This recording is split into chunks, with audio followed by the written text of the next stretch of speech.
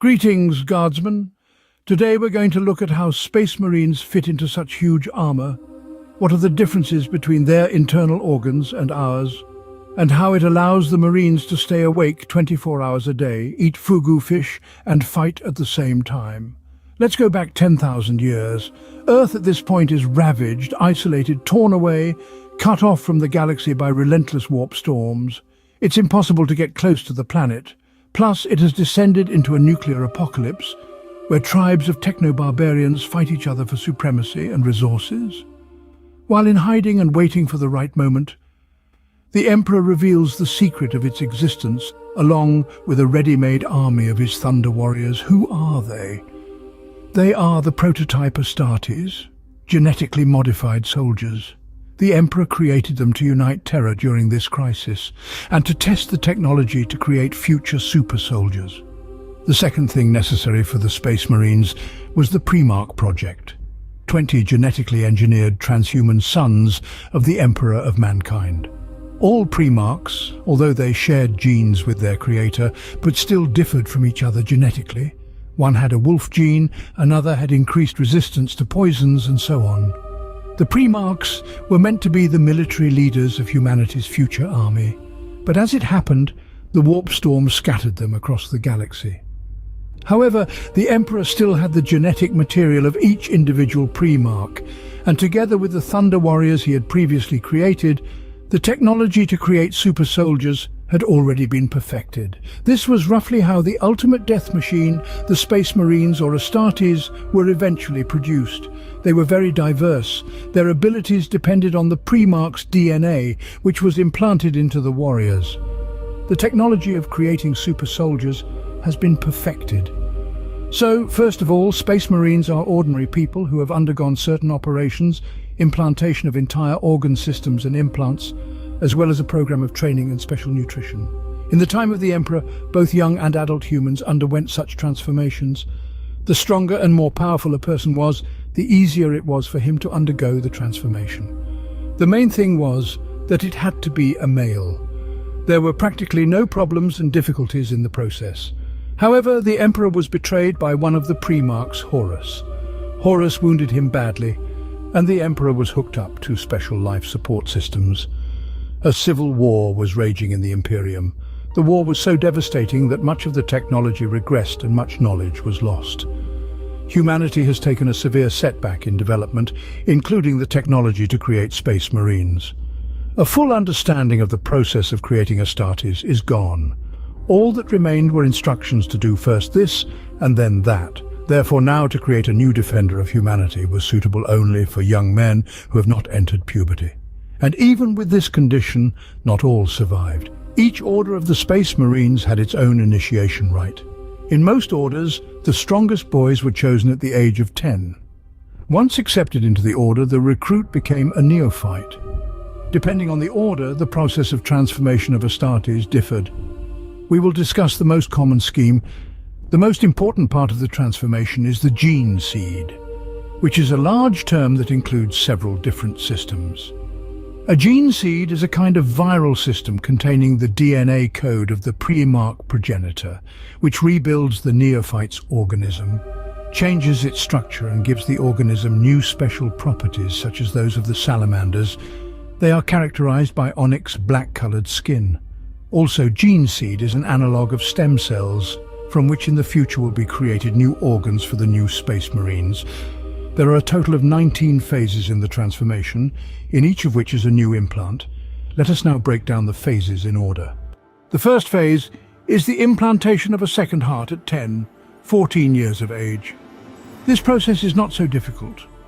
According to the idea, the second heart increases blood supply to the body and intercepts the functions of blood pumping in case of damage or failure of the first heart. In addition, with the increase in size, in the future, the increased blood flow will be very useful. Phase 2. Implantation of the os modula, also called the iron heart. It is also carried out from the age of 10 years. It is a tubular organ of small size, necessary for the stimulation and growth of bones and muscle mass through the release of hormones. A change in diet also plays an important role. The food is saturated with various ceramite-based minerals which are more efficiently absorbed by the body thanks to os modula. The third phase is usually carried out together with the second phase. A round organ, the biskopia, also called the forge of strength or the warrior's vigor, is implanted in the chest together with the os modula. It also affects the hormonal system, increases the amount of growth hormone and at the same time takes over part of the hormonal control function, preparing the body for the insertion of future implants. For this reason, the second and third phases are most often carried out simultaneously. At the end of the first 3 phases, training begins in the formation of the neophyte. Over the next 2 years, his growth will increase to 220 centimeters with an equivalent amount of muscle and bone mass. And even after reaching this mark, the growth does not stop. The future Space Marine continues to grow, but extremely slowly, and will continue to increase during his life. An interesting point is why Astartes grow during life. Human bones stop growing because at the end of puberty, the growing tissue at the ends of the bones stops dividing and is replaced by bone tissue. This does not happen in Astartes, probably because of hormones. After about 2 years, at the age of 12, 14 years, the fourth phase of hemastomen implantation begins. This implant, also known as the blood maker, becomes an important part of the circulatory system and is implanted in the aorta or femoral artery. The hemastomen changes the chemical composition of the blood so that there is more hemoglobin in the blood. Consequently, oxygen and nutrients are better transported. Additionally, hemastomen begins to control the implants of the third and second phase, which causes growth to slow down to the necessary minimum. The fifth phase is Laraman's organ, also called the healer. It is similar to the liver but smaller in size, placed in the chest cavity and connected to the circulatory system. Its function is to increase blood clotting at the site of the wound. The effect is that this is much faster than in a normal person. The organ releases new synthetic cells into the blood, which are sent to the site of the wound and instantly scar it. That is, it effectively prevents major blood loss and infection of the wound. The infection simply does not have time to spread. Phase 6. Catalepsion node implanted at age 14, 17. It's implanted in the back of the brain.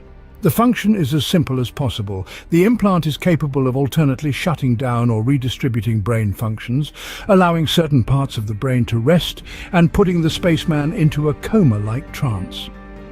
This helps in some difficult times to avoid the need for sleep, but it does not replace full rest. It is still necessary.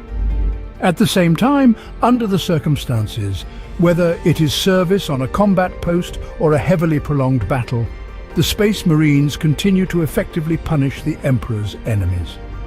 The next 3 phases are most often done at the same time, also at 14, 16 years of age.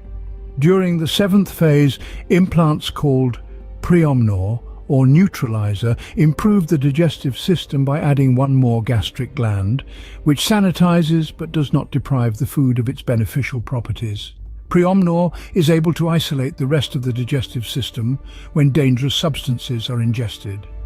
Phase 8, the omophagia organ, also called the remembrancer, is implanted in the spinal cord and fuses with the central nervous system.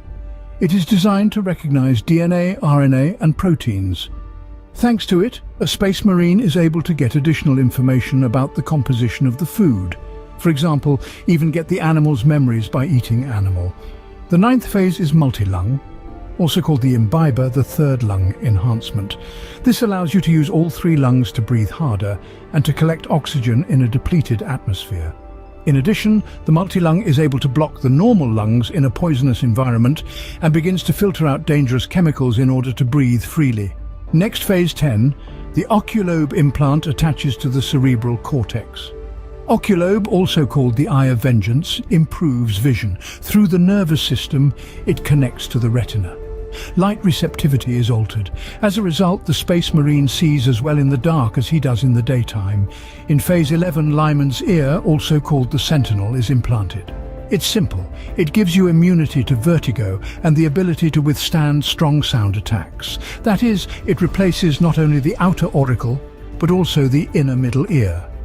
Phase 12 is an implantation of the Susan membrane. The organ is implanted near the pituitary gland as part of the endocrine system. This represents a kind of final lifeline for Astartes. Having been seriously injured when the rest of the organs are powerless to aid in recovery, the membrane puts the Space Marine into anabiosis. Metabolism is halted until the warrior can be properly assisted. There has been a case of staying in such anabiosis for 576 years. In this case, the Space Marine quietly returned to his usual lifestyle afterward. Phase 13, melanochrome. The implant is part of the endocrine system and is able to affect the skin through the lymphatic system, because it controls the amount of melanin in a Space Marine's skin. Once implanted, the skin can change its pigment cells, which protects it from certain levels of radiation and heat exposure. Roughly speaking, while normal people need to tan and protect themselves from the sun for a very long time, Astartes do it very quickly. During Phase 14, the Space Marine gains the oolithic kidney, also known as the purifier. This implant works in conjunction with a second heart to help filter the blood in the body while detoxifying it. In case of severe infection, it can completely eliminate toxins from the body, but it will still take some time. We are talking, of course, about extremely powerful poisons that immediately kill the average person. And during such detoxification, the Space Marine is still unconscious. In Phase 15, the neuroglottis implant, also called the devourer, is identified. It is very similar to the omophagia organ in its properties and is implanted in the oral cavity. The organ is extremely sensitive to the taste of food and determines the biochemical composition. Space Marine can literally track its victim by taste. Phase 16 is an implantation of the mucranoid, also called the weaver. This organ is directly related to the workings of the sweat glands. It changes the composition of sweat and only works as a result of environmental exposure. Besides the fact that the skin already changes its pigment due to the past phases and is very resistant to heat and cold, the new substance secreted instead of sweat additionally protects Astartes from extreme heat or frost. In the next phase, Phase 17, Space Marine gains some truly frightening abilities. Though this organ is not used very often, it's about the Becher's gland, which is implanted in either the lower lip or upper palate. It works in tandem with the salivary glands. The saliva turns into a poisonous acid that can even burn through some metals.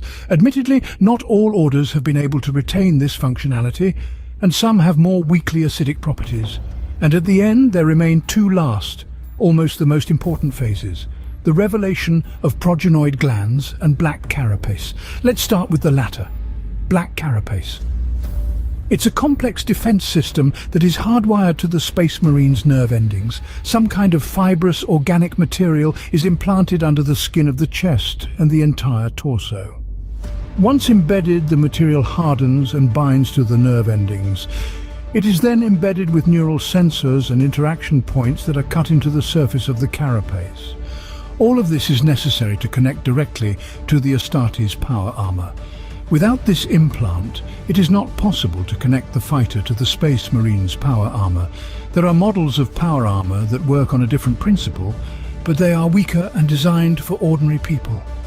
Not only does the black armor already protect the body well, but it's also a way to link the Marine's brain to his future armor in an informational way.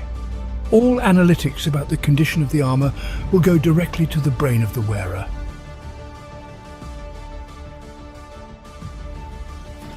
And the last implant worth looking into is progenoid glands.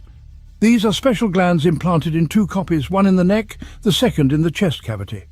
It is essentially a contribution to the future of the Order of Astartes. This organ contains and reproduces the very gene seed. Depending on the founder of the Primarch, the composition of the gene seed varies.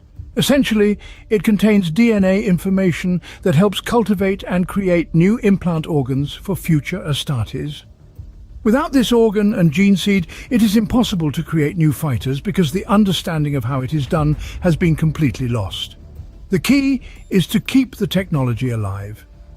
There were cases that when the entire order was destroyed, the presence of a spare gene seed helped to revive it, or vice versa, Astartes, which remained extremely few, but with corrupted time remained the last members of their order. The important point is precisely in the Primarch whose DNA contains the gene seed. Depending on this, certain mutations may manifest as different phases pass.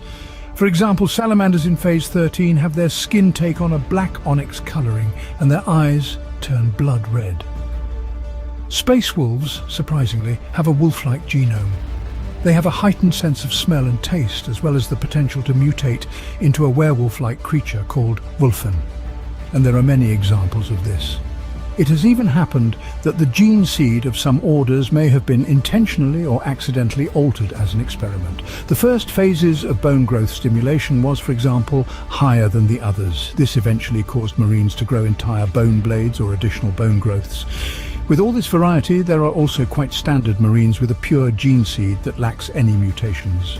The same Ultramarines whose gene seed is considered just about the purest. All of this combined makes the Space Marine the most dangerous weapon the Emperor has put on the assembly line.